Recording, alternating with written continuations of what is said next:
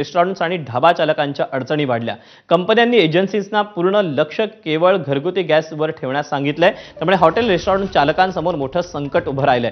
सर्व प्रकारच्या hotel restaurant, marriage garden आणि इतर उद्योगांशी संबंधित लोकांना मोठ्या अडचणींचा सामना करावा लागतोय। व्यावसायिक गॅस सिलेंडरचा पुरवठा प्रभावित झाल्यानं मुंबईतील जवळपास 20% हॉटेल बंद पडलेत।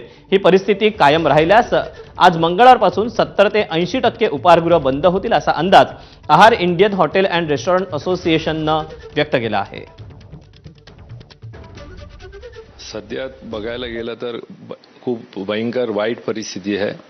गेले गुरुवारपासून सिलेंडरचं शॉर्ट सप्लाय आहे आणि आजच्या एक्झॅक्ट ग्राउंड रियालिटी म्हणजे 20 ते 30% हॉटेल्स बंद आहे आणि असंच परिस्थिती चालत राहिलं तर आम्हाला अजून हॉटेल्सला फोर्सिबली हॉटेल्स बंद करायला लागणार।